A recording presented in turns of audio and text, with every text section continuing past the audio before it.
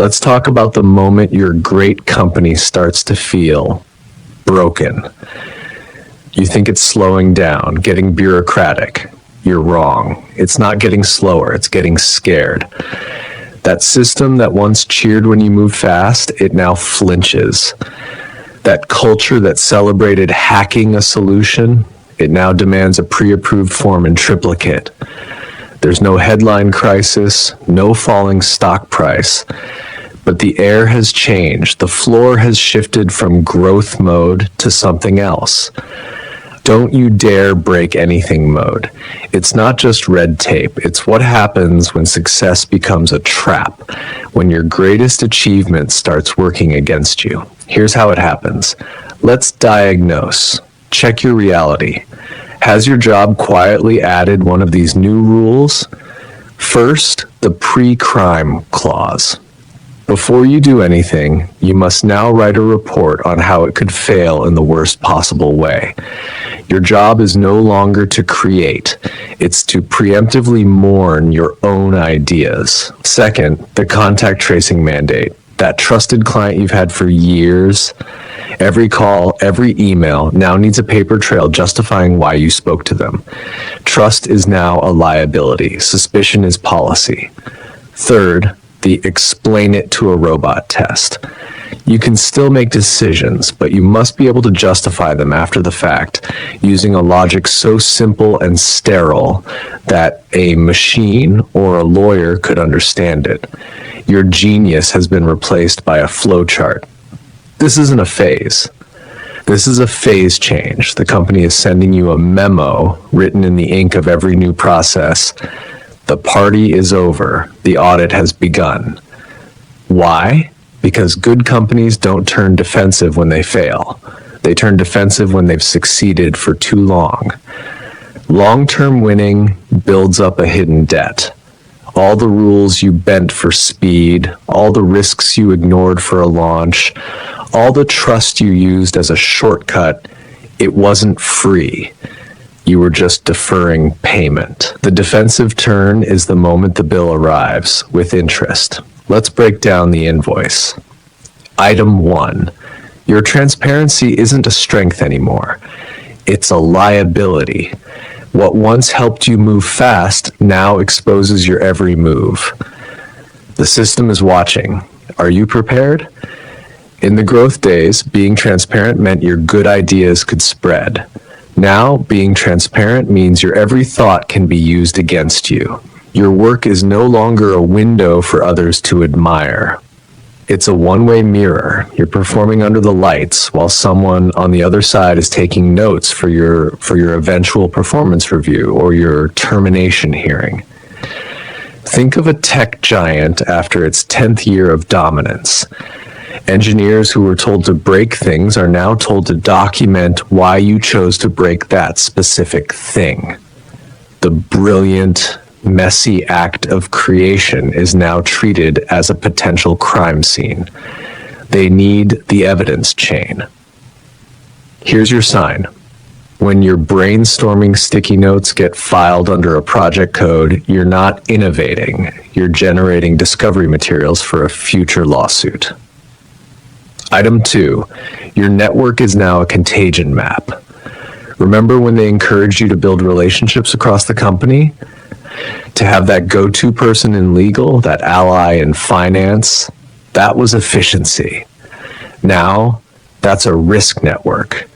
Every private Slack channel, every quick phone call to bypass a slow process. The system now sees these not as lifesavers, but as unauthorized data pipelines. Breaches waiting to happen, so it starts to dismantle them. It replaces your human hotline with a ticketing system. It inserts a compliance witness on every email thread. That person who could get things done is now a problem, because how they got things done can't be audited.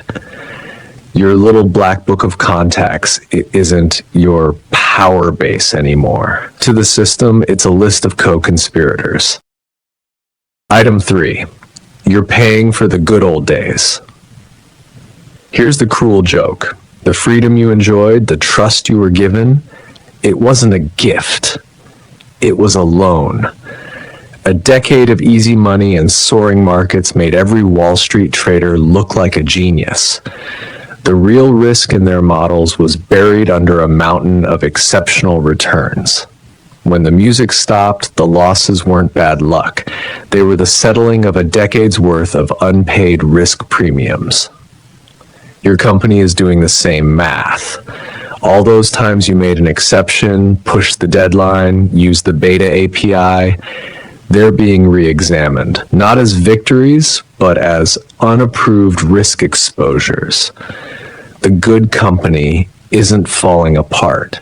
It's forensically reconstructing every shortcut it ever took and sending the bill to the present. It's important to separate this. This isn't about you. The system has switched its core directive from go to stop. You're not being punished. You're just collateral in a massive risk recall operation. So what do you do when you're living inside a recall notice? First, stop trying to be a hero. That innovative workaround you're dreaming of? In this climate, it's not innovation. It's willful violation of protocol. Your new job is to be boring, predictable, and utterly by the book. Second, document like you're building an alibi. Send follow-up emails summarizing verbal chats. CC neutral third parties. Your goal is to create a mountain of evidence proving you are painfully, terminally cautious. Third, cut your unofficial ties. That external tool you love, that vendor you have a great rapport with, distance yourself. In a purge of external risks, you want to look like you've already bathed in sanitizer. Your mission is no longer to be the best, it's to be the hardest to blame. Forget the comforting lies. This is just temporary. No, this is a fundamental reset. Once a company decides survival is more important than growth, it never fully goes back. My results will protect me. Your past results are what got us here.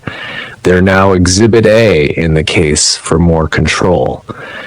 I'll outsmart the system. You'll just become the example they use to prove the system needs to be even tighter. You have bad choices. You can become a priest of the new rules. Cost, you'll become the bureaucracy you despise. And when things finally change, you won't even see it coming. You can shut down, do the minimum, and collect the paycheck. Cost, your skills will rot and you'll be a prime target in the next layoff efficiency review. Or you can play a dangerous double game, pretending to comply while keeping your real skills alive in secret. Cost, the constant stress of being a spy in your own life. All options cost. The only guaranteed failure is believing you can just wait this out. You don't have to make a decision today, but what if the choice you avoid today sets the stage for something you can't stop? You need to see the design because it's already shaping your future. The system is trading intelligence for control, speed for safety, but what if the price of safety is something more dangerous, something you haven't seen yet? And this trade has a consequence. Every new rule, every approval layer, every compliance check, it doesn't disappear. It accumulates. The system isn't getting leaner in its defense. It's growing a suffocating, complex shell, which leads perfectly to the next inevitable symptom, why companies always end up building cages made of their own rules. In the next video, we'll map that cage. I'll show you the 3 specific signals that prove you're not just following a rule, you're trapped inside a system that's building its own prison, one policy at a time. For now, just sit with this. When your great company starts prioritizing perfect paperwork over perfect products, it's not being careful. It's building its own mausoleum and politely asking you to hold the door.